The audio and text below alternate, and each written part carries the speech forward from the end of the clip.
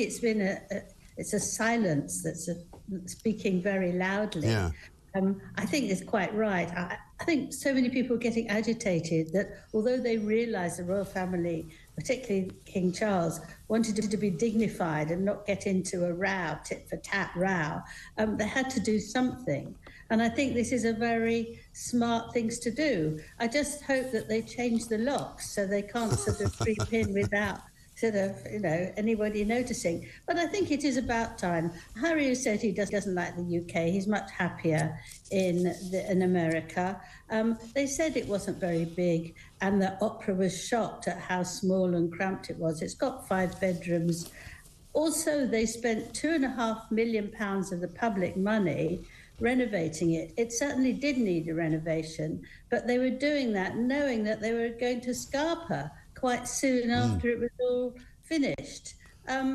What's very interesting is whether this affects Harry's court cases with the Home Office to get protection round the clock.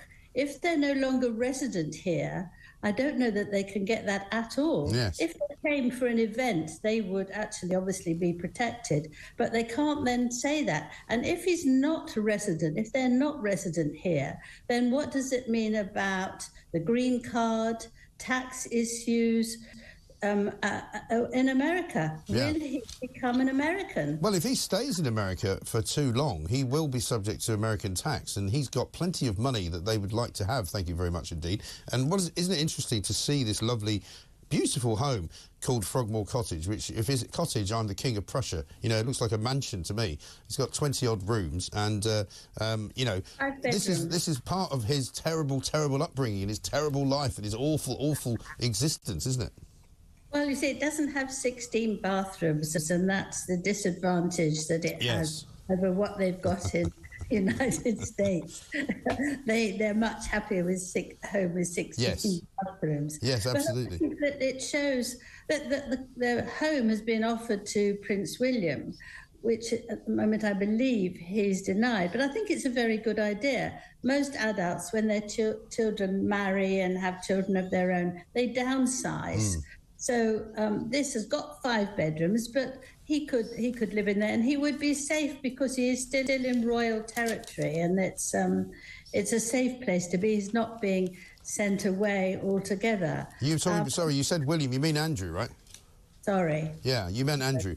Yeah, because listen, it's easily done. You know, all these members of the royal family dodging about, not doing very much. But William actually is doing very well for himself at the moment. Yes. He's found himself. Definitely, William. Yeah. You know, most people who've lost children go off, as has happened to Andrew. He could downsize, and he would still have a place for his ex-wife to stay. And they could be together there, or he could go and live in London. As we know, Fergie bought a £5 million house in the centre of London. But if he wants it as a place in the country, it seems perfect. You know, lovely grounds and very close to the other royals. Yes, indeed. And Windsor is always their kind of spiritual home anyway. It certainly was the Queen's spiritual home, wasn't it? Yes. What about what's going on with Harry and Meghan? Because I was doing a piece the other night on the talk of how he is now doing a webinar coming up for which he is offering himself up to people who want to ask questions to him. All you got to do is pay 19 quid or something like that, and you can ask him a question, and you get a copy of the book. I mean, how low rent can you get? Well, I think it sounds as if the publisher wants to get rid of the books, that they've sent them out and they haven't been selling very well. And this is a way of giving them sort of as a present, but also as a way of adding it up on the list of what they want.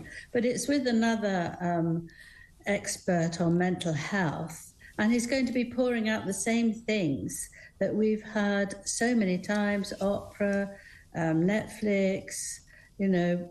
I just don't know how many times he thinks he has to say this before he moves on and forgets it. We've got Meghan's memoir coming out soon after that as well. So I think it's absolutely good timing before the coronation, before we get too close, for them to be evicted. They barely use it anyway. And actually, if they're so rude to their father, brother-in-law or brother, if it's Meghan, that they should actually, have some sort of action taken. Yes. Well, I tend to go with Piers Morgan on this, that if somebody in my family, as he said, did what Harry has done, you certainly wouldn't be welcoming them back into the fold. You certainly wouldn't be inviting them to a party. You wouldn't invite them to the coronation, and you certainly wouldn't ever want to see them again.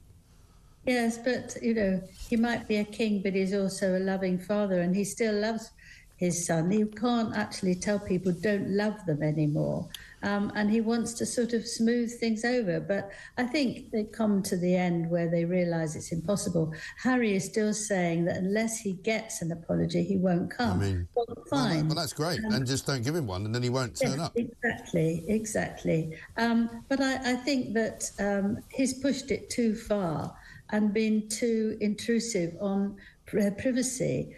With William, I'm saying he was circumcised, I thought was beyond appalling. It's got nothing to do with absolutely awful. And also revealing the identity. I know he didn't personally name her, but to be basically in all but name, everyone worked out who she was, the woman who he says took his virginity.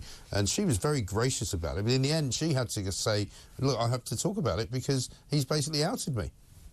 Yes, I think that she behaved with a great calm and dignity as well, actually. But I think what he should learn from that is, although the royal family don't speak out, they don't want to get into a tit-for-tat row, ordinary people won't stand for it.